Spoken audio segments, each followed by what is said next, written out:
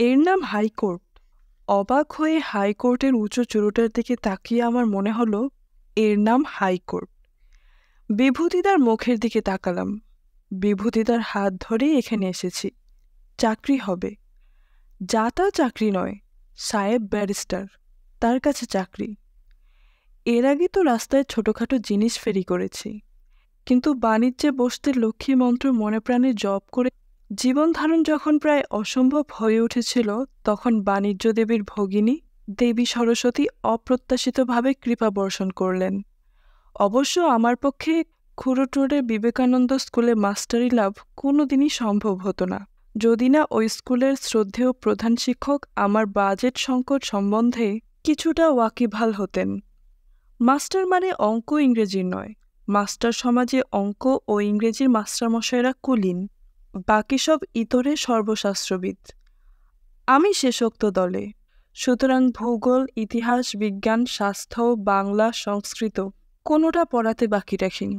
সেখান থেকে সোজা চলে এসেছি রামকৃষ্ণপুর ঘাট এবং হরমিলার কোম্পানির অম্ব স্ট্রিমারে নদী পেরিয়ে হাইকোর্ট। হাইকোর্টের উঁচু চূড়োটার দিকে আবার তাকালাম। বর্ষার ফলকের মতো তীক্ষ্ণ শীর্ষ যেন মেঘের আবরণ ভেদ করে আকাশের সঙ্গে মিলিয়ে যেতে চাইছে। আমার অবস্থা দেখে বিভূতিদা হেসে বলেছিলেন, বাঙালকে হাইকোর্ট দেখানো একেই বলে। রোজ এখানে আসতে হবে। চুরো কেন, ওই বাড়িটার ভিতরের অনেক কিছুই ক্রমশ দেখতে ও জানতে পাবে। এখন চেম্বারে চলো। এইসব অনেক দিন আগেরকার কথা, কিন্তু এখন বুঝতে পারছি বিভূতিদা ঠিকই বলেছিলেন। ওল্ড পোস্ট অফিস স্ট্রিট ও তার পাশের ওই আকাশচুম্বী লাল প্রাসাদটিতে অহরহ জীবন নাটকের মতো কত খেলা চলেছে। জীবনের কয়েকটা বছর সেখানে খরচ করে স্মৃতির খাতায় জমার অঙ্ক অনেক বেড়ে গিয়েছে। যত দেখেছি তার কতটুকু আজ আর মনে পড়ে। তবুও কত বিচিত্র মুখের ছবি সেখানে সাজানো। বিভূতিদা বললেন, সাহেব শুভরা সাধারণত কেমন খটমট হয়, কিন্তু এ সাহেব অন্য মানুষ, একেবারে অন্য মানুষ। কোনো ভয় নেই। প্রথমে যদিও সামান্য অসুবিধা হয়, ক্রমশ সব ঠিক হয়ে যাবে। চেম্বার কাকে বলে? আমার প্রশ্নে বিভূতিদা হেসে ফেললেন। সাহেব যেখানে বসেন, ওই যে সামনের হলদে রঙের বাড়িটা। এতক্ষণে সেদিকে আমার নজর পড়ল। বাড়ির নাম টেম্পল চেম্বার। কতকালের পুরনো বাড়ি বলা শক্ত। ওল্ড পোস্ট অফিস স্ট্রিটের এক পাশে টেম্পল চেম্বার, অন্য পাশে হাইকোর্ট। টেম্পল চেম্বারে ঢোকার পথে দেয়ালে অসংখ্য চিঠির বাক্স। তার কোনোটি চকচকে সদ্য যৌবনপ্রাপ্ত, কোনোটি বা ইস্ট ইন্ডিয়া কোম্পানির আমল থেকে প্রসাধনবিহীন জীর্ণ মলিন বেশে পথের পাশে ডাকপিয়নের প্রতীক্ষারত। মস্ত বড় বাড়ি, কিন্তু ঠিক বোলতার চাকের মতো। এক একটি খোপে এক একটি অ্যাটর্নির বাসা। অনেক ঘরে দিন দুপুরেও সূর্যালোক প্রবেশ অসম্ভব, ফলে ক্যালকাটা ইলেকট্রিক সাপ্লাইয়ের ব্যবসার প্রসার হয়েছে। কিন্তু মনের হরষে দিবসে বাতি জ্বালা সত্ত্বেও এখানকার ভাড়াটিয়াদের নিশীথ প্রদীপের কোনো অভাব হয় না। লিফটে কেমন এক সোদা গন্ধ। প্রাগৈতিহাসিক যুগের লিফট। 3 জনের বেশি একত্রে ঊর্ধ্বে আরোহণের আগ্রহ প্রকাশ করলে সরাসরি স্বর্গারোহণের সমূহ সম্ভাবনা। লিফটের জন্য অনেক যাত্রী সাড় দিয়েছেন। কালো কোট পরা অ্যাটর্নি, কালো গাউন হাতে ব্যারিস্টার, আধময়লা জামা পরা অ্যাটর্নি বাড়ির বাবু, ফিনফিনে ধুতি ও মাথায় টুপিওয়ালা দীর্ঘ বপু মারোয়ারি কোনো শাসালো মক্কেল। আমার ঠিক সামনের গরদের চাদরে এক বাঙালি বিধবা, হাতে হরিনামের ঝুলি, কাঁচা সোনার রং, হয়তো কোনো জমিদার গৃহিণী। আইনের হেফাজত সামলাতে পুজো ছেড়ে অ্যাটর্নি অফিসের লিফটে লাইন দিয়েছেন। গুটি গুটি পা করে আমরা শেষ পর্যন্ত লিফটের ভিতরে ঢুকে পড়লাম। লিফটম্যান একবার আর চোখে তাকালো, কিন্তু কথা বলল না। বয়স এমন কিছু হয়নি, কিন্তু মাথায় চুলগুলো একেবারে সাদা হয়ে গিয়েছে। এই যে বৃন্দাবন, সব খবর ভালো তো? সাহেবের নতুন বাবু। বিভূতিদা আলাপ করিয়ে দিলেন। লিফট হু হু করে উপরে উঠছে। এক একটি তলা মুহূর্তের জন্য ঝিলিক দিয়ে নিচে নেমে যাচ্ছে। বৃন্দাবন এবার আমার দিকে ভালো করে তাকালো, কিন্তু কিছু বলবার পূর্বেই তাকে হাতল ঘোরাতে হলো। নামবার সময় এসে গিয়েছে। পকেট থেকে চাবি বার করে বিভূতিদা দরজা খুললেন। আলো জ্বলে উঠল। একটা বড় ঘর, মধ্যে পার্টিশন, সামনের ছোট অংশে একটা টেবিল, আলমারি, কাগজপত্র। আমরা এখানে বসি। সুইং ডোর ঠেলে বিভূতিদা আমাকে অন্যদিকে নিয়ে গিয়ে বললেন, সাহেব এখানে বসেন। মস্ত টেবিল, চারদিকে অনেকগুলো চেয়ার, অন্য কোণে আরেকটি ছোট টেবিল, 3 দিকের দেয়াল রেকে ঢাকা, তাতে অসংখ্য মোটা মোটা আইন বই। এত বই! এ আর কখানা। বিভূতিদা বুঝিয়ে দিলেন, বই নিয়েই তো এখানকার কারবার। কারখানার যেমন হাতুড়ি বাটালি, তেমনি এগুলো ওকালতের যন্ত্রপাতি। আরও অনেক বই লাগে। বার লাইব্রেরিতে যখন নিয়ে যাব তখন দেখতে পাবে। সাহেব এখনও আসেনি। একটি চেয়ারে বসে পড়লেন বিভূতিদা। আমাকেও বসতে বলে কেমন দুঃখভরা চোখে তাকালেন। তারপর আরম্ভ করলেন নিজের কথা। 16 বছর আগে বিভূতিদা যখন টেম্পল চেম্বারে এসেছিলেন, তার বয়স তখন 20 বছর। 5 টাকা মাইনেতে টেম্পল চেম্বারে এক অ্যাটর্নির আপিসের টাইপিস্ট। লিফটে জাদ্রেল চেহারার এক ইংরেজ ব্যারিস্টারের সঙ্গে অনেক দিন দেখা হয়েছে। বিভূতিদা ভয়ে এক কোণে জড়সড় হয়ে দাঁড়িয়েছেন। আপিস থেকে বেরোবার সময়ও এক একদিন সাহেবের সঙ্গে চোখাচোখি হয়েছে। তিনি জিজ্ঞেস করেছেন, কি কাজ করো? এক শনিবার 1:30টার সময় বিভূতিদা মেশিন বন্ধ করছিলেন। বেয়ারা এসে বলল, পাশের ঘরের ব্যারিস্টার সাহেব আপনাকে ডাকছেন। আমার একটা জরুরি টাইপের কাজ করে দিতে পারবে? এখানেই টাইপরাইটার আছে। সাহেব জিজ্ঞাসা করলেন। রাজি হয়ে গিয়ে বিভূতিদা এক মনে টাইপ করে যাচ্ছিলেন। হঠাৎ তার কানে গেল, মাইসান, কমলা লেবু খাবে? বিভূতিদা চমকে উঠে দেখলেন সাহেব দাঁড়িয়ে রয়েছেন, তার হাতে একটা কমলা লেবু। বিভূতিদা অবাক। এ আবার কেমন সাহেব? মনিবরা আবার টাইপিস্টদের সঙ্গে কমলা লেবু ভাগ করে খায় নাকি? কাজকর্ম শেষ করে চলে যাবার সময় সাহেব তার হাতে একখানা 5 টাকার নোট গুঁজে দিলেন। তোমার পারিশ্রমিক। আগে আমার কাছে তো ভাঙতি নেই। না না, ভাঙানির দরকার নেই, পুরো 5 টাকাই দিলাম। বিভূতিদার বিশ্বাস হয় না। 1.5 ঘন্টায় 5 টাকা? এ যে তার 1 মাসের মাইনে। ছুটির পর এমনি কাজ করে মাঝে মাঝে 5 টাকার নোট পেতে লাগলেন বিভূতিদা। শেষ পর্যন্ত সাহেব একদিন জিজ্ঞেস করলেন, আমার কাছে কাজ করবে? বিভূতিদা এক কথায় রাজি। এমন সুযোগ কে ছাড়বে? দিন কয়েক কাজ করেই কিন্তু বিভূতিদা হাঁপিয়ে উঠলেন। ভয়ঙ্কর খাটুনি। দিন নেই রাত নেই, শুধু কাজ। ছুটির দিনেও নিস্তার নেই। সন্ধে 7টা-8টা পর্যন্ত টাইপ করো। অসম্ভব। সাহেবকে কিছু না জানিয়েই বিভূতিদা চেম্বার থেকে ডুব দিলেন। পুরো অ্যাটর্নি আপিসই ভালো, কিন্তু 2 দিন পরে টেম্পল চেম্বারের সামনে বিভূতিদা সাহেবকে দেখতে পেলেন। এড়িয়ে যাবার চেষ্টা করেও সাহেবের কাছে ধরা পড়ে গেলেন তিনি। হাত চেপে ধরলেন সাহেব।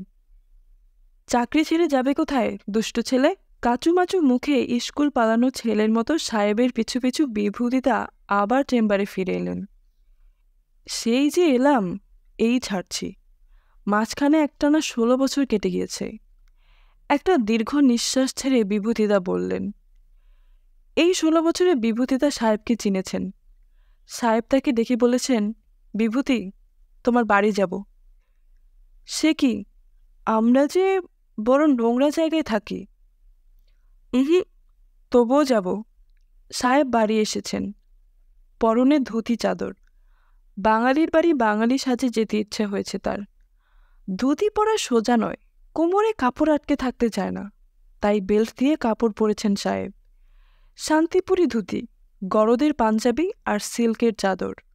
তোমার মাদারের সঙ্গে আলাপ করব। ঘোমটা দিয়ে বিভূতিদার মা এসে দাঁড়িয়েছেন, বলেছেন, ছেলেকে আপনার হাতেই ছেড়ে দিয়েছি।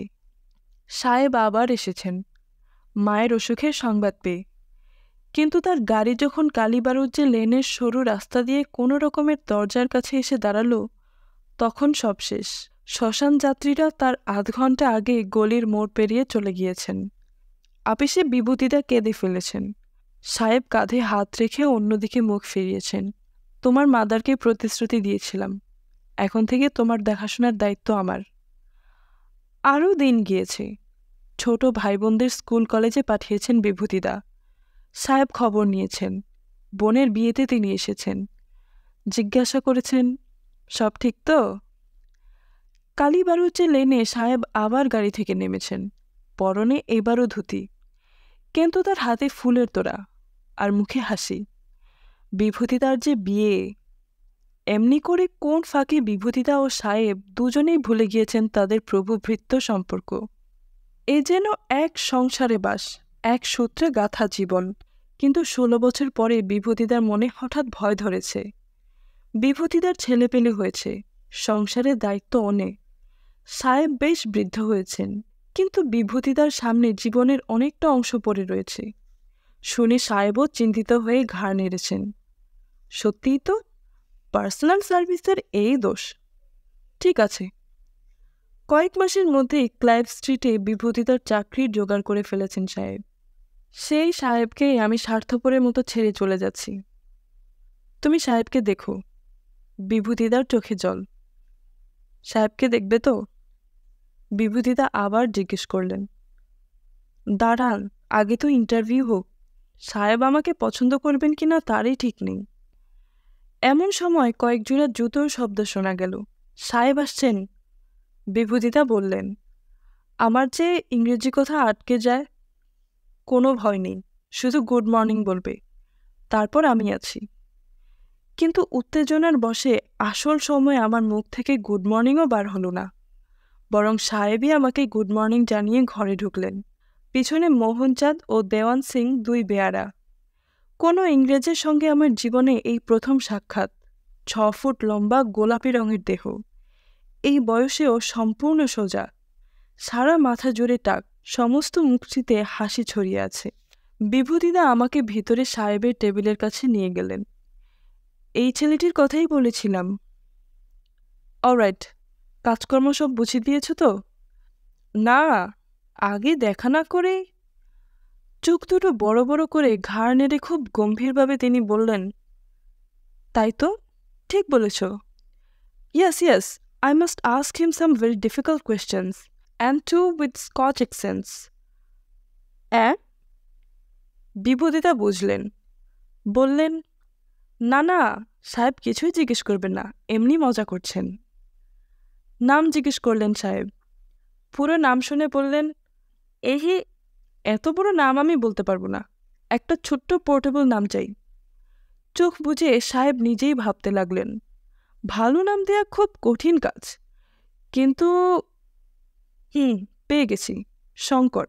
এই নামে তোমার কোনো আপত্তি আছে? ওল্ড অ্যাপি স্ট্রিটের জীবনে আমার আসল নামটা সেদিন থেকেই হারিয়ে গিয়েছে। কেউ ডাকে না আমায় সেই নামে। পুরনো বেনারসি শাড়ির মতো সেটা বিস্মৃতির বাক্সে কোথায় চাপা পড়ে গিয়েছে। আমার নিজেরও খোঁজার আগ্রহ হয় না। পকেট থেকে চাবির রিং বার করে বিভূতিদা আমাকে হাতে দিলেন। এই সংসার এখন থেকে তোমার। সব কিছু কড়ায় গণ্ডায় বুঝে নাও আমার কাছ থেকে। ছোটখাটো কয়েকটা খাতাপত্তরের খুঁটিনাটি তিনি বুঝিয়ে দিলেন। চেম্বারে অনেক কিছুই করবার আছে, কিন্তু সেসব ক্রমশ নিজেই বুঝতে পারবে। কোনো ট্রেনিংয়ের দরকার নেই।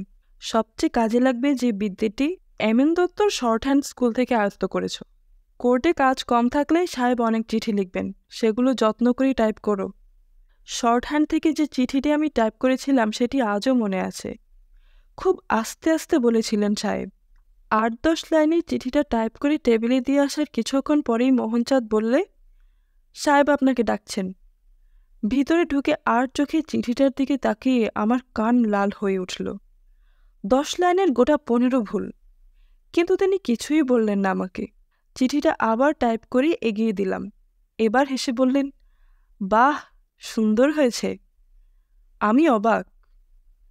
এক আশ্চর্য যোগাযোগ। আমার সাহেব নাকি কলকাতা হাইকোর্টের শেষ ইংরেজ ব্যারিস্টার।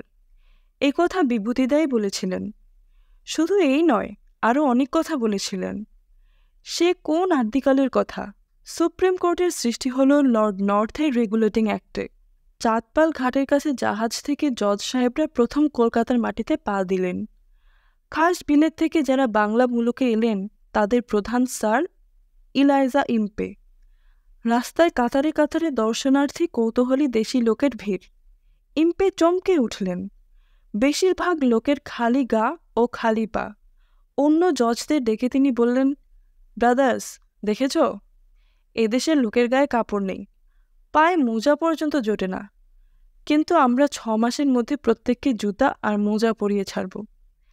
তারপর কত 6 মাস কেটে গিয়েছে, এদেশের লোকদের মোজা পরাবার কথা ইম্পে সাহেব একেবারে ভুলেই গেলেন।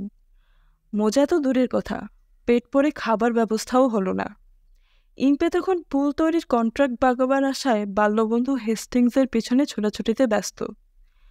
দুষ্টজনে তার নতুন নাম দিলে পুল বাঁধা ইম্পে। মহারাজ নন্দকুমারকে ফাঁসিতে ঝুলিয়ে পুল বাঁধা ইম্পে ইতিহাসে অক্ষয় কীর্তি স্থাপন করলেন। ইম্পের পিছন পিছন বিলেত থেকে আর একদল লোক এসে হাজির। সুপ্রিম কোর্টের আশেপাশে তারা ঘাঁটি বসালেন। এরা অ্যাটর্নি, এরা ব্যারিস্টার। বিলেতের আইন ব্যবস্থাকে এদেশে চালু করার মতো কোনো মহান উদ্দেশ্য তাদের ছিল কিনা জানি না, হয়তো কেবল অর্থের আকর্ষণেই তাদের বাংলাদেশে আগমন, কিন্তু ধীরে ধীরে এক গৌরবময় ট্র্যাডিশনের ভিত্তিপ্রস্তর স্থাপিত হলো তাদের দ্বারা। গড়ে উঠল কলকাতা বারের গর্বের ইতিহাস। সে যুগে আইনের কাজ আজকের মতো সোজা ছিল না। লোকে তখন আদালতকে মান্য করতে শেখেনি। তখন জোর যার মুল্লুক তার। কোর্টে মামলা করে লাভ নেই, কারণ মামলায় জিতলেও অপরপক্ষ আদালতের রায় মানে না, বলে লাঠি থাকতে আদালত কি। আইনজ্ঞরা বুঝলেন একটা কিছু ব্যবস্থা করতেই হবে। লোকে যদি আদালতের আদেশই না মানল, তাহলে কোর্ট খুলে লাভ কি। সেকালে ডাক সাইডে সাহেবদের আইন অমান্যের উৎসাহ নেটিভদের থেকে একটুও কম ছিল না। প্রয়োজন মতো এদেশের লোকদের কাছ থেকে কুলোটা মূলোটা ছাড়াও সাহেব শুভরা টাকাপত্তর নিতেন। নিজ এলাকায় তারা এক একটি খুদে হিজ হাইনেস। স্বদেশের সুবোধ সুশীল বালকদের এমন নবাবী মেজাজ দেখে জজরা অবাক। রামচন্দ্র বালুজ্জে নামে এক ভদ্রলোক এসে জানালেন, ধর্মাবতার, বিহারের আলেকজান্ডার ম্যাকেঞ্জি 37,000 টাকা ধার করেছিলেন অনেক আগে, কিন্তু এখন দেনা সুদ দিতে রাজি নন। বিচার করে সুপ্রিম কোর্ট ডিক্রি দিলেন ম্যাকেঞ্জিকে টাকা ফেরত দিতে হবে। ম্যাকেঞ্জি যে সে লোক নন, তিনি বিহারের ম্যাজিস্ট্রেট। খবর শুনে বললেন, এত বড় আস্পর্ধা, আমার নামে ডিক্রি, একটি পয়সাও মিলবে না। সুপ্রিম কোর্টের শেরিফ চললেন বিহারে ম্যাকেঞ্জিকে ধরে আনতে, কিন্তু পথিমধ্যে ছোটখাটো যুদ্ধের ব্যবস্থা। ম্যাকেঞ্জি সাহেবের বড় কন্দাজরা তীর, ধনুক, ঢাল, তলোয়ার, বন্দুক নিয়ে প্রস্তুত। শেরিফের দলবলের উপর তারা যখন হাড়ে করে ঝাঁপিয়ে পড়ল, তখন যে যেদিক পারে পালালো। সুপ্রিম কোর্টও ছাড়বার পাত্র নন। সম্মানে আঘাত লেগেছে তাদের, সুতরাং শেরিফকে আবার বিহারে পাঠানো হলো। সঙ্গে এবার পুরো সৈন্যবাহিনী। জেনারেল উড ও তার আর্মি প্রয়োজন হলে ম্যাকেঞ্জির সঙ্গে যুদ্ধ করবেন। গতিক সুবিধায় নয় দেখে ম্যাকেঞ্জি রামচন্দ্র বালুজ্জের টাকা কড়ায় গণ্ডায় ফেরত দিলেন। গোড়া পাঠিয়ে ডিক্রি জারির প্রয়োজন অবশ্য বেশি দিন রইল না। লোকে ক্রমশ বুঝতে পারল আদালতকে মান্য করলে লাভ ছাড়া লোকসান নেই। টাকা পয়সা জমিজমা নিয়ে লাঠালাঠি হাতাহাতি ছেড়ে তারা কোর্টে আসতে শুরু করল। দেশে খুন জখমের সংখ্যা অনেক কমল। ফলে লেঠেলদের ব্যবসায় মন্দা পড়ল বটে, কিন্তু সৃষ্টি হলো এক নতুন বুদ্ধিজীবী লেঠেল সম্প্রদায়ের, যারা আইনের লাঠি চালিয়ে জীবন ধারণ করেন। বিলেত থেকে অসংখ্য জজ, ব্যারিস্টার ও অ্যাটর্নি এসে কলকাতার আইন জগতে যোগ দিলেন। তারপর ইতিহাসের রথচক্র কতবার না আবর্তিত হল। কোথায় গেলেন ওয়ারেন হেস্টিংস আর ইলাইজা ইম্পে? কোথায় গেলেন কর্নওয়ালিস আর ওয়েলেসলি? কিন্তু শেষ পর্যন্ত যারা রাজত্বের পত্তন, সেই ইস্ট ইন্ডিয়া কোম্পানিও রইল না। দিন মজুরের গাইতির আঘাতে একদিন সুপ্রিম কোর্টের পুরনো বাড়িটাও কলকাতার বুক থেকে অদৃশ্য হয়ে গেল। ওল্ড পোস্ট অফিস স্ট্রিটের ধারে নতুন হাইকোর্ট তৈরি হলো, কিন্তু পুরনো ট্র্যাডিশনের স্রোতে বাধা পড়ল না। বাঘা বাঘা ব্যারিস্টার এলেন হাইকোর্টে, এলেন প্রখ্যাত অ্যাটর্নির দল। ওল্ড পোস্ট অফিস স্ট্রিটে মাথা তুলে দাঁড়ালো বড় বড় বাড়ি, টেম্পল চেম্বার, লিন্ডলি চেম্বার। অনেক মামলা, অনেক মক্কেল। 100 বছর ধরে গমগম করছে আইনপাড়া। এই পাড়াটি এক আজব জায়গা, বিভূতিদা বলেছিলেন।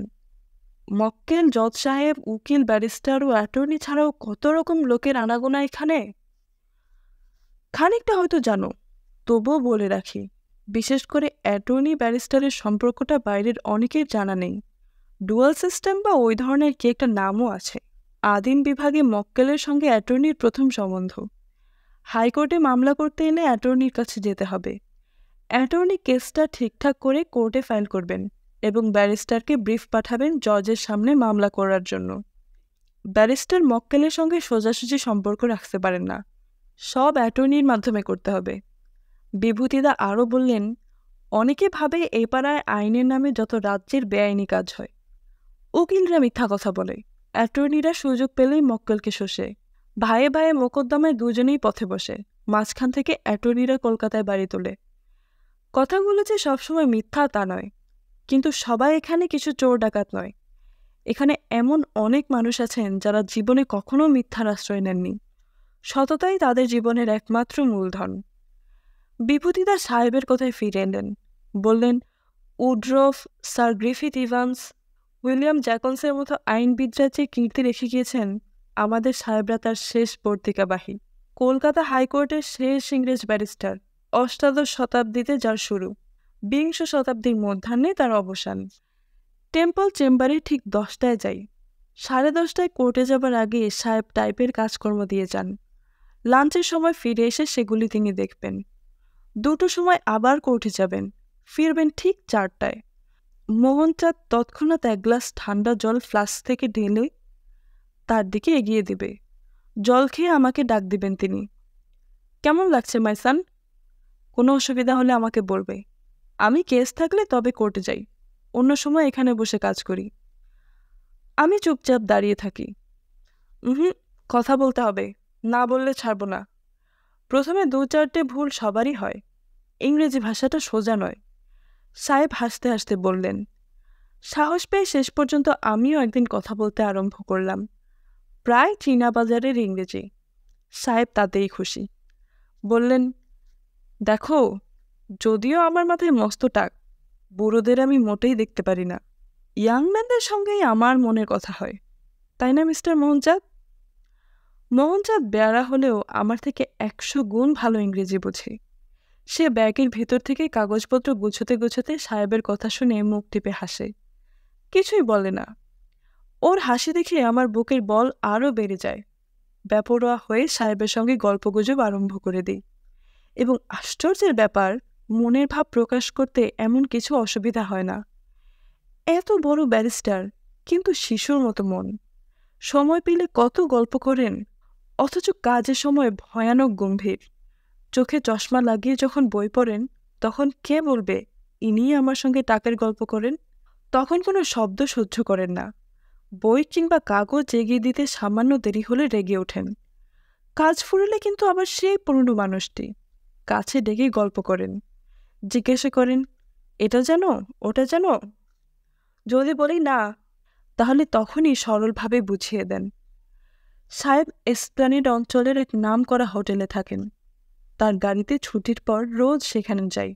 চা পান আনতে সামান্য বিশ্রাম, তারপর 2-একটা চিঠি টাইপ করে হোটেল থেকে বেরিয়ে পড়ি। হোটেল নয় তো যেন রাজপ্রাসাদ। ঘরের সংখ্যা 300-র কাছাকাছি, আর তকমা পড়া চাকর বাকর। তাদের গুনতে গেলে সেন্সাস অফিস বসাতে হবে। ইংরেজি, ফরাসি, আমেরিকান, চীনা, জাপানি, সর্বজাতির এই মিলন তীর্থে অঙ্গ, বঙ্গ, কলিঙ্গের প্রতিনিধিরাও আছেন। তবে তারা এখানকার সংখ্যালঘু সম্প্রদায়। আমার ধারণা ছিল হোটেল মানে যেখানে খেতে পাওয়া যায় এবং প্রয়োজন হলে থাকার ব্যবস্থা হয়, কিন্তু এখানে থাকা বা খাওয়ার ব্যাপারটি যেন নিতান্ত নগণ্য। কোট প্যান্টের দরকার, টেলরিং ডিপার্টমেন্টে স্লিপ পাঠিয়ে দিন। সিনেমা, দোতলার হলে চলে যান। সিনেমা দেখে স্নানের আগে কি চুলদাড়িটা ঠিক করে নিতে পারেন? দেশি নাপিত নয়, খাস চীনা থেকে আমদানি। এখানে লাঞ্চের সময় হালকা সুরে বাজনা বাজে, বিকেলে চায়ের সময়ও বাজনা, তবে ভিন্ন সুর। রাতের ডিনারে কিন্তু কেবল নিরামিষ বাজনা নয়, কন্টিনেন্টের প্রখ্যাত সিনেমা ও টিভি অপ্সরীরা তখন রঙ্গমঞ্চে আবির্ভূত হন, এবং তাদের সঙ্গীত ঝংকারী ও নৃত্য ছন্দে আগন্তুকদের প্রথমে মুগ্ধ ও অবশেষে মন্ত্রমুগ্ধ হতে দেখা যায়। আমার দৌড় তো আমাদের গলির মোড়ের বিনোদিনী কাফে পর্যন্ত। সেখানকার অভিজ্ঞতা নিয়ে এখানে এসে মনে হলো যেন একেবারে আবু হোসেনের রাজত্বে হাজির হয়েছি। গেট পেরিয়ে হোটেলের ভিতর ঢোকার প্রথম অভিজ্ঞতা। শীতাতপ নিয়ন্ত্রণ যন্ত্রের এক ঝলক ঠান্ডা হাওয়া, এরপরে চোখ ঝলসানো লাউঞ্জ, পুরো কার্পেটে ঢাকা মেঝের উপর কতকগুলো সোফা, পাশেই ছোট ছোট টিপের উপর একরাশ বিলেতি ছবিওয়ালা ম্যাগাজিন। সন্ধ্যের পর দেয়ালের মধ্যে লুকানো নীলা আলোগুলো জ্বলে উঠে সেখানে এক স্বপ্নময় পরিবেশ সৃষ্টি করে। আমার দৃষ্টি ইদানিং রোজই লাউঞ্জের কোণের দিকে বসা একটি মেয়ের দিকে পড়ে যেত। ভদ্রমহিলার বেশের পরিপাট্য বিচিত্র ধরনের, প্রসাধন বৈশিষ্ট্যও অদ্ভুত। মুখটি আড়ালে থাকলে দেহের অবশিষ্ট অংশের দিকে তাকিয়ে কে বলবে তার বয়স 21 কিংবা 22-এর বেশি? লন্ডন ও প্যারিসের প্রসাধন প্রস্তুতকারকদের কিন্তু এক জায়গায় পরাজয় হয়েছে। বিভিন্ন বিউটি প্রোডাক্টের সযত্ন প্রলেপও মুখমণ্ডলের চলে যাওয়া যৌবনের চিহ্নগুলো ঢাকতে পারেনি। বুঝতে কষ্ট হয় না, বসন্ত নেই। তবে সে বসন্তের বিদায় উৎসব 10 না 20 বছর আগে সম্পন্ন হয়েছে অনভ্যস্ত চোখ দিয়ে হিসাব করতে পারিনি। পিছনের দেয়ালে অজন্তা স্টাইলে আঁকা শকুন্তলার ছবি, অস্তমিত সূর্যের পটভূমিকায় মৃগশিরার সঙ্গে ক্রীড়ামত্তা তপবনবাসিনী শকুন্তলা, আশেপাশে পিতলের টবে রাখা নানান জাতের লতাপাতা। শকুন্তলার এই ছবিটির সঙ্গে মেয়েটির উদাস ভঙ্গিতে বসে থাকার দৃশ্যটি মিশে গিয়ে যেন আরেকটি স্বতন্ত্র ছবির সৃষ্টি হতো। প্রতি সন্ধ্যাবেলায় দোতলা যাবার পথে তাকে দেখেছি। কাজের শেষে ফেরার পথেও লাউঞ্জ খালি নয়। ভদ্রমহিলা বসে রয়েছেন একাকিনী আসর জায়গায়। জনৈক ভদ্রলোককে একদিন বলতে শুনলাম, লাউঞ্জ সাজানোর জন্য নানান মরশুমে ফুলের মতো হোটেল কোম্পানি একেও আমদানি করেছেন। দাদা, শুধু নিরামিষ ফুল আর ফ্রেস্কো ছবিতে অনেকের যে মন ভরে না। ভদ্রমহিলার পরিধানে এক এক দিন এক এক রঙের শাড়ি, কখনো লাল, কখনো সবুজ, কখনো গোলাপি। এক পায়ের উপর আরেকটি পা চড়িয়ে সোফায় হেলান দিয়ে তিনি এক মুখ ধোয়া শূন্যে ছেড়ে দেন। নিতান্ত অনিচ্ছা সহকারে অলস গতিতে সেই ধোয়া দূরে মৃগ শিশুদের দিকে অগ্রসর হয়। মেয়েদের মুখে, সে যে দেশের মেয়েই হোক, সিগারেট আমার কেমন দৃষ্টিকটু ঠেকে। কিন্তু আরও অশোভন তার সোনালি রঙের গ্রিসিয়ান জুতো নাড়ানোর ভঙ্গি। হোটেলবাসিনী আধুনিক শকুন্তলার ওইখানেই ছন্দপতন। কিছুদিনের মধ্যে লাউঞ্জে এক যুবকের আবির্ভাব হলো। ছোকরার বয়স 24 কিংবা 25। হুড খোলা এক বিরাট বুইক গাড়ি গেটের বাইরে দাঁড়িয়ে থাকে। ফ্রেস্কো ছবির শকুন্তলাকে পিছনে রেখে ওরা দুজনেই মৃদু গুঞ্জনে সময় কাটান। নিরালা আলাপ যেন কিছুতেই শেষ হতে চায় না। বিকেল গড়িয়ে সন্ধ্যা নামে, আলো জ্বলে ওঠে, কিন্তু গুঞ্জন চলে। পাশে দুটি পানীয়ের গ্লাস, তাতে কোল্ড ড্রিঙ্ক না দ্রাক্ষারস বলতে পারবো না, খুব সম্ভবত শেষেরটি। কেননা অরেঞ্জ বা লাইম স্কোয়াশ মানুষকে অত ঢুলুঢুলু করে তুলতে পারে না। হোটেলে ঢোকার পথে হুড খোলা বুইক গাড়িটা মাঝে মাঝে আমার নজরে পড়েছে। ড্রাইভারের আসনে সেই ছোকরা, আর পাশে ভদ্রমহিলা, চোখে নীল চশমা। এরা দুজন ক্রমশ হোটেলের চাকর বাকরদের নানা রসালো গল্পের নায়ক নায়িকা হয়ে দাঁড়ালেন। রিসেপশনিস্ট শৈলেন বোসের সঙ্গে আমার খানিকটা আলাপ আছে। সে একদিন জিজ্ঞাসা করলে, কপত কপতি যথা উচ্চ বৃক্ষে চূড়ে দেখেছেন কি? প্রথমে ঠিক বুঝতে পারিনি। বুঝতে পেরে জিজ্ঞেস করলাম, বৃক্ষচূড়া কোথায় পেলেন? ওইটুকুই বাকি আছে, তাহলে গাছে তুলে মই কেড়ে নেবার কোনো অসুবিধা থাকে না, বোস হেসে উত্তর দিলে। লাউঞ্জের প্রণয় দৃশ্যটি সাহেবের নজর এড়ায়নি। হাইকোর্ট থেকে ফিরে আমরা লিফটে উপরে উঠছিলাম একদিন। ওরা দুজনে লাউঞ্জ আলো করে বসেছিলেন। মুখ কুঁচকে সাহেব জিজ্ঞেস করলেন, লাউঞ্জে বাঘ ভালুক হাতি ঘোড়ামার্কা ছোকরাটিকে দেখেছ? বুইক গাড়ির মালিক যুবকটি সর্বদা কিম্বুত কিমাকার জানোয়ারের ছবিওয়ালা বুশ শার্ট পরেন। সাহেব আরও মুখ কুঞ্চিত করে বললেন, ছেলেটি ভদ্রমহিলাকে দিদিমা না বলুক, সহজেই মাতৃস্থানীয় কোনো সম্বোধন করতে পারে। দুজনের বয়সের অসমতা সত্যই অত্যন্ত দৃষ্টিকটু। তাদের প্রকাশ্য প্রেমালাপও প্রায়ই শালীনতার সীমা অতিক্রম করে। সোফায় দুজনের মধ্যে দূরত্ব কমতে কমতে এসে শূন্যে ঠেকে।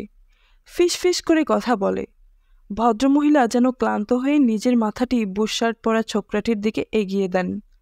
তারপর কোন সময় হঠাৎ লাফিয়ে উঠে পড়ে অবিন্যস্ত বেশবাস ঠিক করে নেন। তারপর হাতে হাত দিয়ে দুজনকে বাড়ির দিকে যেতে দেখা যায়।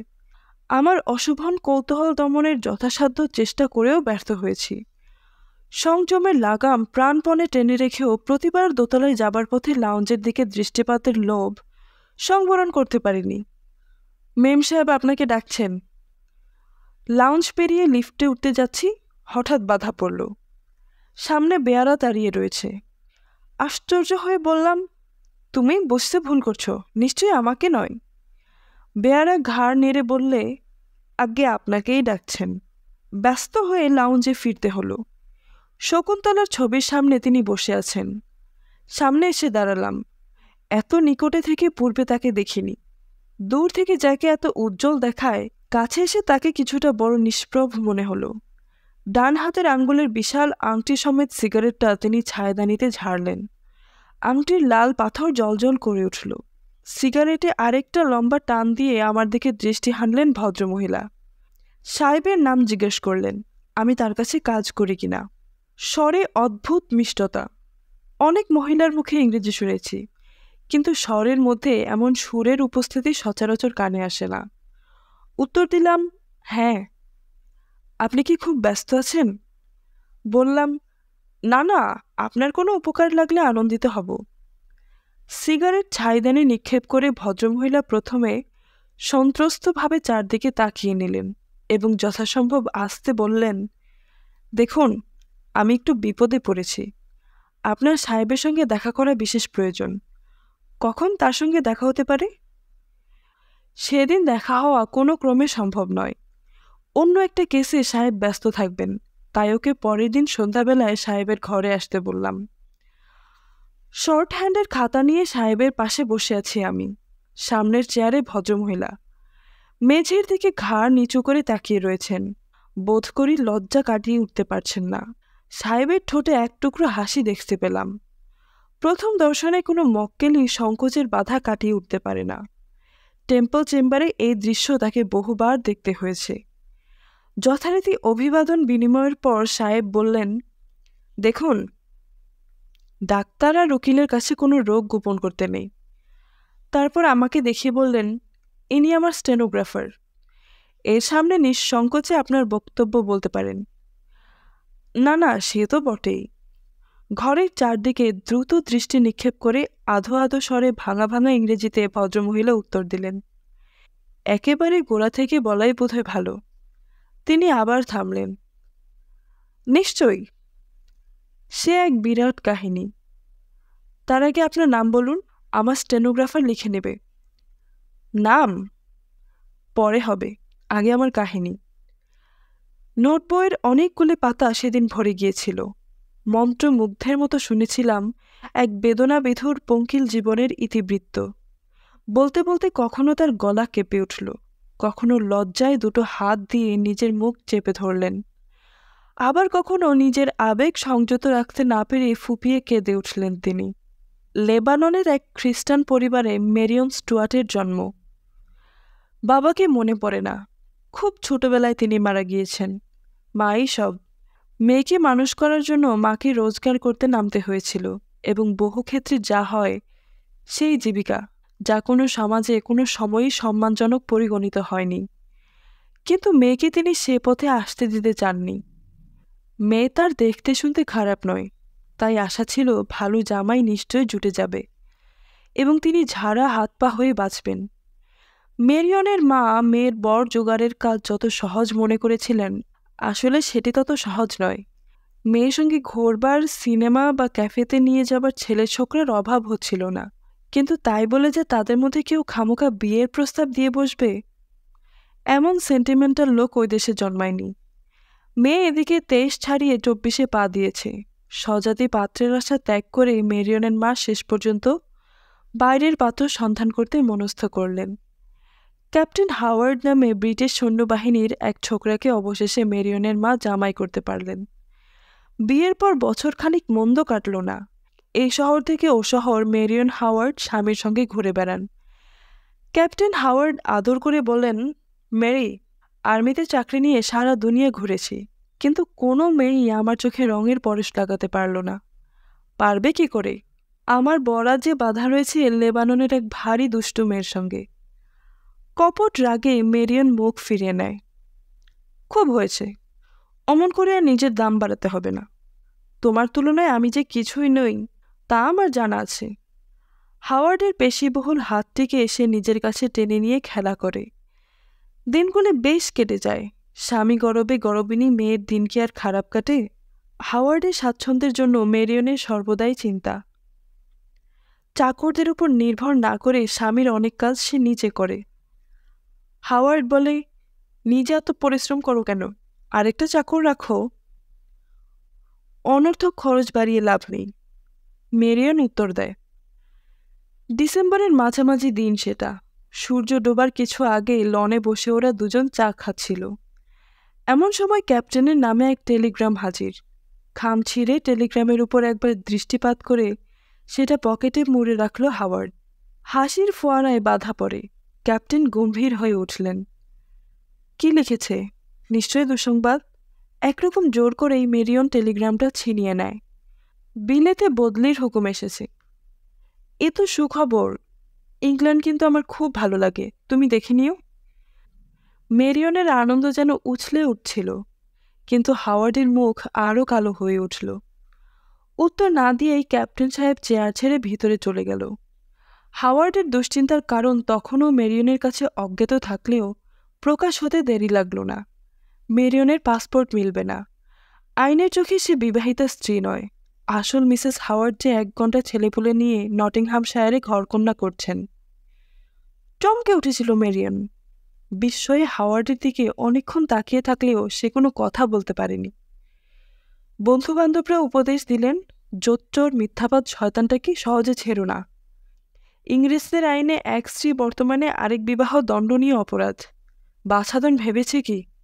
ওকে জেলে পাঠাও, আর সঙ্গে সঙ্গে আদালতে একটা ক্ষতিপূরণের মামলা লাগাও। কিন্তু রাজি হল না মেরিয়ন। যে ক্ষতি তার হয়েছে তা কেউ পূরণ করতে পারবে না। কোর্টে গিয়ে কি হবে? মেরিয়নের জীবননাট্য থেকে ক্যাপ্টেন হাওয়ার্ড বিদায় নিল। এখন আর ক্যাপ্টেনের স্ত্রীরূপে তার পরিচয় নেই। অনেকে আড়ালে তাকে অমুক ক্যাপ্টেন হাওয়ার্ডের প্রাক্তন ইয়ে বলে ডাকে। এদিকে পেট চলা দায় হয়ে উঠেছে। বেশ কিছু হস্তগত না করে ক্যাপ্টেনকে ছেড়ে দেওয়ার পাত্রী মেরিয়ন নয়। আসলে কিছুই সে নেয়নি। হাওয়ার্ডের অর্থ স্পর্শ করতে সে ঘৃণা বোধ করছে। বছরখানেক মেরিয়ন কিভাবে পয়সা জোগাড় করেছিল আমাদের বলেনি, সাহেবও জিজ্ঞেস করেনি। তবে সেটা আন্দাজ করতে খুব বড় দরের কল্পনা শক্তির প্রয়োজন হয় না। আন্তর্জাতিক বিয়ের বাজারে খবর রাখেন এমন একজন হিতৈষী বন্ধু শেষ পর্যন্ত মেরিয়নকে ইন্ডিয়া যেতে উপদেশ দিলেন। বললেন, ভাগ্য বিমুখ না হলে ওখানে কিছু জোগাড় করা শক্ত হবে না। ভারতবর্ষের ভিসা সংগ্রহ করা নিতান্ত সহজ নয়, অন্তত মেয়েদের পক্ষে। ভিসা দেবার আগে দেখা হয় কী ধরনের মেয়ে, স্বামী বহাল তবিয়ত কিনা, স্বামী অবর্তমানে জীবনধারণের সঙ্গতি আছে কিনা। কিন্তু যে মেয়ের স্বামী বা সম্পত্তি কিছুই নেই, ভিসা কর্তৃপক্ষ তাকে ভারতবর্ষে স্বাগতম জানাতে বিশেষ উৎসুক নন। তাদের ইচ্ছা থাকলেও কলকাতা, বোম্বাই বা দিল্লির সিকিউরিটি পুলিশ রাজি হন না। এই ধরনের মেয়েদের গতিবিধির ওপর নজর রাখতে তাদের হিমশিম খেতে হয়। পাসপোর্ট অফিসের পর্বত ডিঙিয়ে ভিসা অফিসের সাগর পেরিয়ে মেরিয়ন কিভাবে শেষ পর্যন্ত বোম্বাইতে এসে হাজির হলো তা এখানে না বললেও চলবে। শুধু এইটুকু বলে রাখি যে বোম্বাইয়ের এই নতুন আগন্তুকটির নাম মেরিয়ন রইল না, তার নতুন নাম আভা স্টুয়ার্ট। শহরের বিরাট জনারণ্যে সে কিং কর্তব্যবিমূঢ়। অপরিচয়ের অকুল জলধিতে মনে হয় দেশত্যাগ অনুচিত হয়েছে, কিন্তু যুদ্ধ তখনও থামেনি। তাই 2-1 রাত্রির অতিথিদের নিয়ে মিস আভা স্টুয়ার্ট এমন ব্যস্ত হয়ে পড়ল যে বিয়ে করে ঘর বাঁধার চিন্তার অবসর রইল না। কিছুদিন পরের কথা। পূর্বাঞ্চলের এক দেশীয় রাজ্যের নবাব বোম্বাইতে বেড়াতে এসেছেন। রাজা রাজরারা কখনো একা আসেন না। পাত্র মিত্র অমাত্যের দল ছায়ার মতো তাদের অনুসরণ করেন। তাজ হোটেলে এক ককটেল পার্টিতে নবাবের তরুণ এডিসির সঙ্গে আভার পরিচয় হলো। এডিসি ভারী আমোদে মানুষ, তাই আলাপ জমতে বেশি সময় লাগেনি। নোটবুকে তিনি নতুন বান্ধবীর ঠিকানা লিখে নিলেন। আভা স্টুয়ার্টের ঘরে তার পদধূলি প্রায়ই পড়তে আরম্ভ করল। তরুণ এডিসি হৃদয় দিয়ে ফেললেন লেবাননের এই মেয়েটিকে। বয়সে আভা সামান্য বড়ই হবে, কিন্তু তাতে কি আসে যায়? বাধা আছে, তবে অন্য ধরনের। নিজের নখগুলোর দিকে সযত্ন নজর দিতে দিতে ক্যাপ্টেন মহিউদ্দিন একদিন বললেন, আভা, আমরা যে মুসলমান বাপ পিতামহের ধর্ম, তাছাড়া মুসলমানের রাজ্যে চাকরি করি, তাতে কি হয়েছে? পর্বত মুহাম্মদের কাছে না এলো বলে মোহাম্মদ পর্বতের কাছে যাবে না? তুমি আমার এত আদরের, আর তোমার জন্য খ্রিস্টান থেকে মুসলমান হতে পারবো না? আভা আবেগ ভরা কণ্ঠে বলে উঠল। বোম্বাইয়ের এক মসজিদে আভা স্টুয়ার্টের নতুন নামকরণ কি হয়েছিল খাতায় লিখে রাখেনি। জেবুন্নেসা না মেহরেন্নেসা ঠিক স্মরণ করতে পারছি না। নবপরিণীতা বধূ নিয়ে এডিসি নবাবের রাজধানীতে ফিরে এলেন। এডিসির বাংলো একটা ছোটখাটো প্রাসাদ, পরিপাটি করে সাজানো। মহিউদ্দিন মৃদু হেসে বললেন, এই তোমার রাজ্য বেগম সাহেবা, এখানকার সর্বময় কর্তৃত্ব তোমার। নববধূর সলজ্জ হাসিতে মহিউদ্দিন ধন্য মনে করেন নিজেকে। নতুন পরিবেশ ভারী ভালো লাগছে আভার। ভালো লাগবে না? এই যে তার নিজের সংসার, হোটেলের ভাড়া করা ঘর নয় যে। কদিন আছি জানি না, নিজের মতো গুছিয়ে লাভ নেই। সংসারে বিশেষ কিছু করবার নেই। সরকারি বেতনে চাকর আছে অনেক। পরিচর্যার জন্য দুজন দাসী সর্বদা মোতায়েন। দুপুরে খাওয়ার পর আভা মহিউদ্দিনের ছবির অ্যালবামটা দেখতে বসে। নানা রাজকীয় উৎসবে এডিসির বেশে মহিউদ্দিন, তারও পূর্বের ছাত্র জীবনে মহিউদ্দিন। স্বামীর অজ্ঞাত অতীত জীবনের নিদর্শনগুলো আভার মনে পুলকের সঞ্চার করে। অপরাহ্নে স্নান সমাপন করে সে প্রসাধনে বসে। তারপর সযত্ন সজ্জিত তনুদেহটি আয়নার সামনে মেলে ধরে। কোনোদিন মহিউদ্দিন হঠাৎ এসে পড়লে অবাক হয়ে যান। মৃদু হেসে বলেন, শাড়ি তোমাদের দেশে চলে না, তবুও শাড়ি পরলে কি যে সুন্দর দেখায় তোমাকে। কখনো বা বাইরের বারান্দায় বেতের চেয়ারে বসে স্বামীর প্রতীক্ষায় আভা সময় গোনে। পাশের চেয়ার খালি।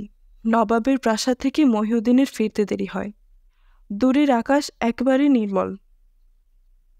কোনো অজ্ঞাত শিল্পী যেন ছবি আঁকার আগে ক্যানভাসটা ধুয়ে মুছে পরিষ্কার করে রেখেছেন। সেই নির্মেঘ আকাশের পটে ক্রমশ তারা জেগে উঠতে থাকে। শিল্পী যেন একের পর এক তুলির আঁচড় টেনে যাচ্ছেন। নববধূর মনের পটেও চিন্তাধারার তারারা এবার উকি দেয়। এক আজটা নয়, অনেক অনেক চিন্তা। সাজানো গুছানো নয়, এলোমেলো অবিন্যস্ত। লাইন বেঁধে মার্চ করা সৈন্যদলের মতো তারা আসে না। আসে দিবাবসানে ঘরমুখো এক ঝাঁক পাখির মতো। 6 দিন আগে যে পৃথিবীকে নিষ্ফল নিষ্করুণ মনে হয়েছে, আজ তার অন্য রূপ।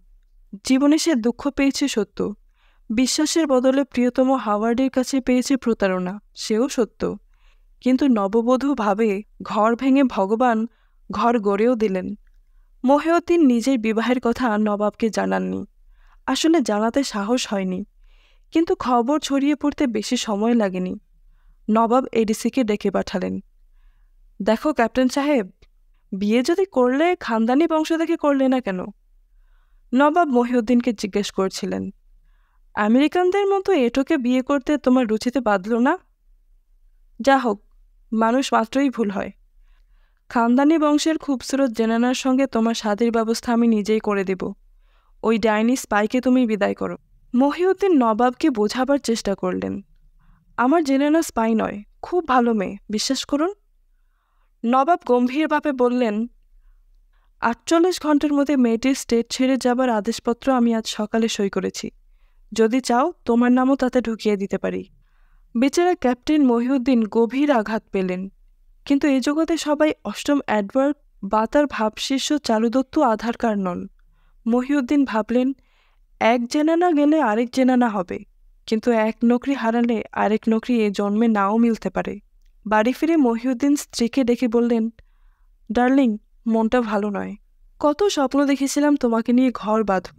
নবাব সব কিছু ভেস্তে দিলেন। নবাবের সঙ্গে সাক্ষাৎকারের বিস্তারিত বর্ণনা দিলেন মহিউদ্দিন। অনেক বোঝাবার চেষ্টা করলাম, কিছুই হলো না। ঢোক গিললেন তিনি। কিন্তু ভেবে দেখলাম নকরি ছাড়া চলে না। একটু থেমে দীর্ঘ নিঃশ্বাস নিলেন মহিউদ্দিন। ডার্লিং, যেখানেই থাকো আমার দিলের শুকতরার মতো তুমি সর্বদা জেগে থাকবে।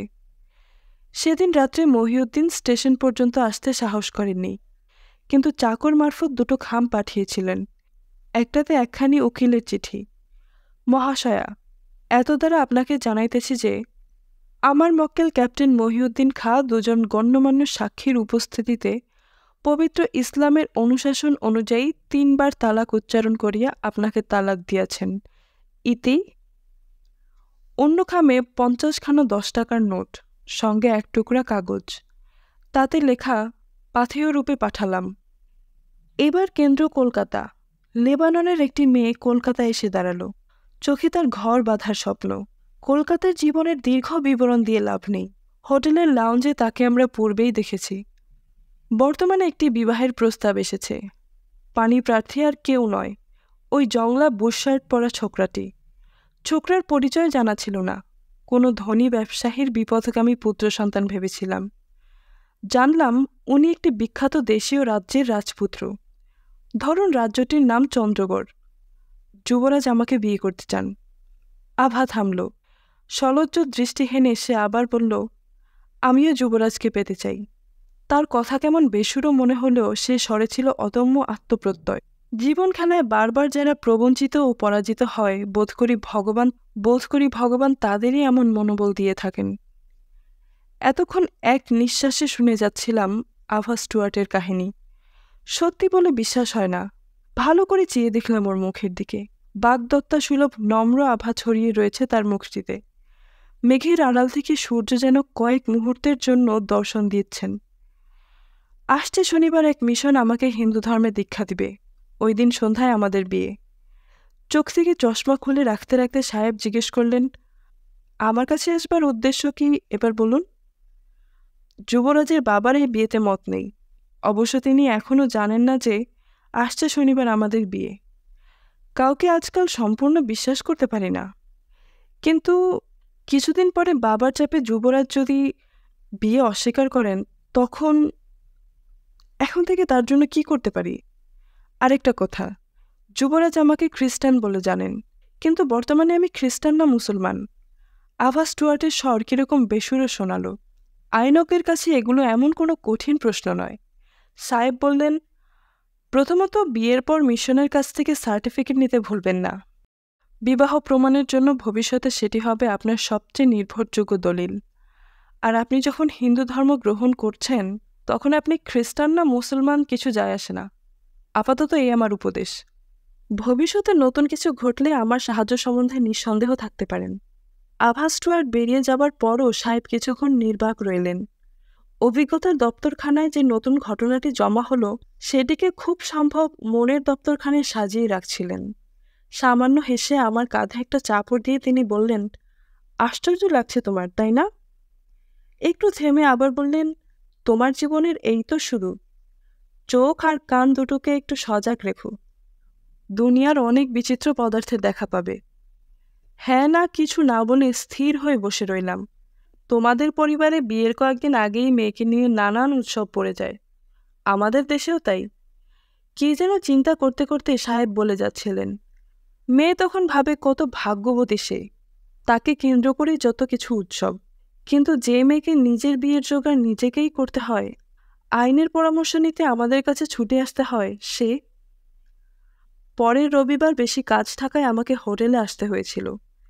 ছুটির দিন সাহেব অন্য প্রকৃতির হয়ে যান। ব্যারিস্টারের কালো গাউনের ভেতর লুকানো সদ্য হাস্যময় রসিক মনটা রবিবার সুযোগ বুঝে খোলস ছেড়ে বেরিয়ে আসে। সেদিন যত না কাজ, তার চেয়ে অনেক বেশি গল্প হয়। ইংরেজের কাছে কাজ আর আড্ডা ভাসুর বাদ্যর্বৌ সম্পর্ক। সাহেব রসিকতা করে বলছিলেন, ইংরেজ যেখানে আপিস খোলে, তার 5 মাইলের মধ্যে কোনো ক্লাবের নামগন্ধ থাকে না। রবিবারে আমি কিন্তু পুরো ফরাসি। ওদের যে ঘরে আপিস, সেই ঘরেই আধখানা পর্দা টাঙিয়ে আড্ডা জমাবার ব্যবস্থা। বিকেলে চায়ের টেবিলে সাহেব গল্প বলছিলেন, আমি শুনছিলাম। এমন সময় বেয়ারা হাতে স্লিপ নিয়ে জানালো, রানী মীরা আদিত্য নারায়ণ সাহেবের দর্শন প্রার্থী। এমন অদ্ভুত নাম কখনো শুনিনি। এই দেশের মানুষ না হলেও ভারতীয় নামের কূট কাচালিতে সাহেব অভ্যস্ত। মুখজ্জে কী ধরনের কুলীন, উত্তর ও দক্ষিণ রাঢ়ীর তফাৎ কোথায়, গোয়েল উপাধির উৎপত্তি সিন্ধুদেশ না রাজপুতানায় ইত্যাদি প্রশ্নে প্রয়োজন হলে ডজনখানেক ভট্টাচার্যকে তিনি কাবু করতে পারেন। তিনি এই নামের কিছু বুঝতে পারছিলেন না। সকল ঔৎসুক্য দূর করে যে মহিলাটি ভেতরে প্রবেশ করলেন, তিনি আর কেউ নন, আমাদের যুবরাজ প্রিয়া। গেরুয়া রঙের সিল্কের শাড়ি তার দেহকে বেষ্টন করে উঠেছে। সিঁথিতে জ্বলজ্বল করছে সিঁদুরের রেখা। এমন স্নিগ্ধ ও সৌম্য রূপে আভা স্টুয়ার্টকে কোনোদিন দেখিনি। মীরা নামটি আপনার কেমন লাগে? চেয়ারে বসে তিনি প্রথমেই জিজ্ঞাসা করলেন, বেশ সুন্দর নাম। সাহেব ঘাড় নেড়ে উত্তর দিলেন, অনেক ভেবে এই নাম পছন্দ করেছি, আর আদিত্যনারায়ণ আমার স্বামীর বংশগত উপাধি। Most interesting. সাহেব বেয়ারাকে একটা কাপ আনতে নির্দেশ দিয়ে জিজ্ঞাসা করলেন, নতুন কোনো খবর আছে নাকি রানী সাহেবা? রানী নিস্তব্ধ রইলেন। ধীরে ধীরে তার মুখে প্রশান্তি বিদায় নিল। হঠাৎ রানীকে বেশ ক্লান্ত মনে হতে লাগল। চায়ের কাপ দূরে ঠেলে দিয়ে আস্তে আস্তে বললেন, চিন্তায় আছি। আপনাকে বলেছিলাম আমার শ্বশুর এই বিয়েতে মত দেননি। এখন তিনি আমাকে ইন্ডিয়া থেকে বার করে দেবার চেষ্টা করছেন। এখানকার সিকিউরিটি পুলিশকে তিনি... গম্ভীরভাবে সাহেব উত্তর দিলেন, হ্যাঁ, তাহলে চিন্তার ব্যাপার। সিকিউরিটি পুলিশ ইচ্ছা করলে যে কোনো বিদেশিনীকে এখান থেকে বহিষ্কৃত করতে পারে। তাহলে কি হবে? আপনি এই বিদেশে আমার একমাত্র বন্ধু। রানীর উদ্বেগকম্পিত কণ্ঠ থেমে গেল। গভীর চিন্তায় ডুব দিলেন সাহেব। এক অসহায় নারীকে সাহায্য করার জন্য আইনের অস্ত্রগুলো পরীক্ষা করে দেখছেন। রানীর মুখের দিকে একবার দৃষ্টিপাত করে সাহেব আবার চিন্তামগ্ন হলেন। না, আইন আপনার দিকেই। আপনি এখন বিদেশিনী নন। ভারতীয় নাগরিককে বিয়ে করায় আপনি একজন ভারতীয়। সুতরাং বিয়ের সার্টিফিকেটটা যতক্ষণ আপনার কাছে, বিশেষ ভয়ের কারণ নেই। আনন্দিত হলেন না রানী, বরং চমকে উঠলেন। শীতের সন্ধ্যায় তার কপালে ঘামের ফোঁটা দেখা দিল। সার্টিফিকেট নিয়েই যত গোলমাল। মিশনের কর্তারা দুদিক থেকে অর্থ উপার্জন করছেন। যুবরাজের বাবা তাদের টাকার লোভ দেখিয়েছেন। সার্টিফিকেট দিতে চাইছেন না তারা। রানী বলেন, কাল সারাদিন সেখানে বসেছিলাম, কত অনুনয় বিনয় করলাম, কিছু হলো না। আর টাকা দেওয়াও আমার পক্ষে সম্ভব নয়। যুবরাজের টাকা ফুরিয়ে এসেছে। আমার শ্বশুর সব সাহায্য, এমনকি মাসোহারা পর্যন্ত বন্ধ করে দিয়েছেন। একটু ইতস্তত করে রানী মীরা বললেন, আমার কাছে সামান্য যা ছিল তা দিয়ে কদিন দুজনে খরচ চালাচ্ছি। সাহেব বললেন, কাল দুপুরের দিকে ওল্ড পোস্ট অফিস স্ট্রিটে আমার চেম্বারে আসবেন। ইতোমধ্যে দেখব কি করা যেতে পারে। অসংখ্য ধন্যবাদ জানিয়ে রানী মীরা সেদিনের মতো বিদায় নিলেন। রানীর যাত্রাপথে কতক্ষণ চেয়েছিলাম জানি না। সাহেবের কথাই ফিরে তাকালাম। বেশ সন্ধ্যা হয়ে গিয়েছে। ঘড়িতে প্রায় 7টা। কোন সকালে এসেছি। এবার বাড়ি ফিরতে হবে।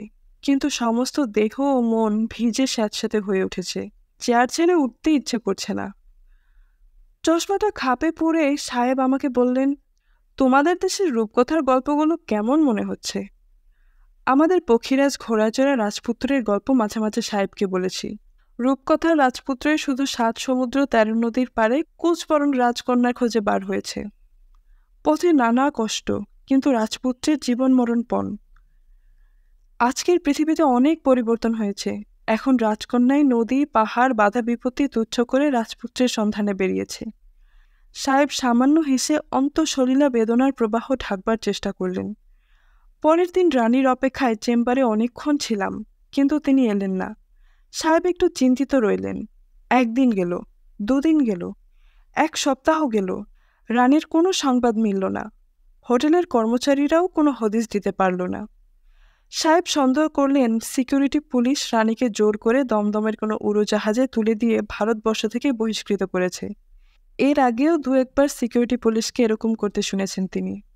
কোনো খবর না পেলেও রানীর শেষ পরিণতি জানার অদম্য আগ্রহকে মন থেকে সহজে বিতাড়িত করতে পারেনি। কোনো কোনো অলস অবসরে তার ম্লান ছবিখানি চোখের সামনে জেগে উঠেছে। পাষাণপরিতে বন্দিনী রাজকন্যা দুরন্ত রাক্ষসের চোখ এড়িয়ে দুর্গম গিরিকান্তার দুস্তর মরু পারাবারে রাজপুত্রের সন্ধান করছেন, কিন্তু কোনো ব্যঙ্গমা ব্যঙ্গমী তাকে পথ দেখিয়ে দিচ্ছে না। এক এক সময় মনে হয়েছে আমাদের দেশের মেয়েদের সঙ্গে রানীর কোনো তফাৎ নেই। তাদের মতো রানীও কি স্বামী পুত্র নিয়ে সংসার করতে পারলে সুখী হতেন না? পরের মুহূর্তে অন্যরকম ভেবেছি। চোখের সামনে দেখেছি রূপের পসরা সাজিয়ে রানী লাউঞ্জে বসে আছেন। অশোভনভাবে সিগারেটের ধোঁয়ায় কুণ্ডুলি পাকাচ্ছেন। তার পায়ের সোনালি গ্রিসিয়ান জুতো পুরুষালী ঢঙে নাচছে। তবুও রানীর জীবন নাটকের আকস্মিক পরিসমাপ্তিতে প্রকৃত দুঃখ বোধ করেছি। সময়ের স্রোতে স্মৃতিপটের সকল লিখন অস্পষ্ট হয়ে আসে। রানী মীরাকে আমিও ক্রমশ প্রায় বিস্মৃত হলাম। হাইকোর্টের ছায়ায় গড়া ওল্ড পোস্ট অফিস স্ট্রিটে প্রতিদিন জীবননাট্যের কত খেলা চলছে। শ্যাকরার দোকানের ধুলো বাছলেও যেমন সোনা পাওয়া যায়, এখানকার এক একটি ছোট খুপড়ির দেয়ালের ঝোল ঝাড়লেও বহু চাঞ্চল্যকর উপন্যাসের উপকরণ পাওয়া যেতে পারে। কত বিচিত্র মানুষের আনাগোনা এখানে, কত বিচিত্র সমস্যা তাদের। কেউ বিয়ে ভাঙতে, কেউ বিয়ে করতে চায়, কেউ নতুন জমিতে প্রাসাদ তুলতে, কেউ বা পয়সার অভাবে নিজের বাসস্থানটুকু বন্ধক রাখতে চায়। এইসবের মধ্যে রানীকে মনে রাখার সময় কোথায়? কিন্তু বেশ কিছুদিন পরে আঁকাবাঁকা অক্ষরে ঠিকানা লেখা একটা চিঠি রানীকে আবার মনে করিয়ে দিল। পড়া শেষ করে সাহেব চিঠিটা আমার দিকে এগিয়ে দিলেন। চিঠিতে লেখা ছিল, প্রিয় মিস্টার, এই চিঠি পেয়ে আপনি হয়তো অবাক হবেন। হয়তো এর আগে ভেবেছেন আমি হঠাৎ কলকাতা থেকে উবে গেলাম নাকি। কিন্তু বিশ্বাস করুন, নানান ঝঞ্ঝাটে খবর দিয়ে আসতে পারিনি। একটা কথা লিখতে বসে বারবার মনে যাচ্ছে, আমি আর যাই হই, অকৃতজ্ঞ নই। সেদিন এক অসহায় মেয়েকে বিনা পারিশ্রমিকে আপনি যে সাহায্য করেছিলেন তা কোনোদিনও ভুলব না। আপনার সঙ্গে শেষ সাক্ষাতের পর ভেবে দেখলাম যুবরাজকে আমি কিছুতেই ছাড়তে পারি না। এক ভয়ঙ্কর ঝুঁকি নিলাম। ঠিক করলাম আমার শ্বশুরের সঙ্গে সামনাসামনি বোঝাপড়া করব। কিভাবে এই চন্দ্রগড়ে এলাম, আমার শ্বশুরের সঙ্গে দেখা করলাম এবং তাকে সন্তুষ্ট করলাম, সে এক বিরাট কাহিনী। যদি কখনো সাক্ষাৎ হয় বলবো। আপাতত জেনে সুখী হবেন, হারেমে থাকবার অনুমতি পেয়েছি। যুবরাজের 6 নম্বর স্ত্রী আমি। তাতে কিছু এসে যায় না। জীবনের শেষ কটা দিন এইভাবে একটু শান্তিতে কাটাতে পারলেই নিজেকে ভাগ্যবতী মনে করব। জীবনে কোনোদিন খারাপ পথে আসতে হবে বুঝতে পারিনি। আবার সবার মতো স্বামী পুত্র নিয়ে ঘর করার ইচ্ছাও আমার ছিল, কিন্তু ঈশ্বর বিরূপ। তাই 35টা বছর ছন্নছাড়া হয়ে কেটে গেল। হিমালয়ের বুকের মধ্যে এই চন্দ্রগড় রাজ্যের সভ্যতার হাওয়া এখনো পৌঁছায়নি। আজব দেশ। হারেমের আইন কানুন আরও আজব। মেয়েরা অসূর্যস্পর্শা। আমি অবশ্য লক্ষ্মী মেয়ের মতো নতুন পরিবেশে নিজেকে মানাবার চেষ্টা করছি। না করেও উপায় নেই। গত রবিবার আমার এক সতীনের সঙ্গে যুবরাজের কথা কাটাকাটি হয়। পরের দিন থেকে তাকে আর দেখিনি। আমার পরিচারিকার মুখে শুনলাম তার খবর আর কোনোদিন পাওয়া যাবে না। এখানে চিঠি লেখা একেবারেই নিষিদ্ধ। এক বিশ্বস্ত পরিচারিকার হাতে চিঠিটা ফেলতে পাঠাচ্ছি, সুতরাং উত্তর দেবার চেষ্টা করবেন না। ঈশ্বরের ইচ্ছা থাকলে আমাদের আবার দেখা হবে। ইতি চিরকৃতজ্ঞা রানী মীরা।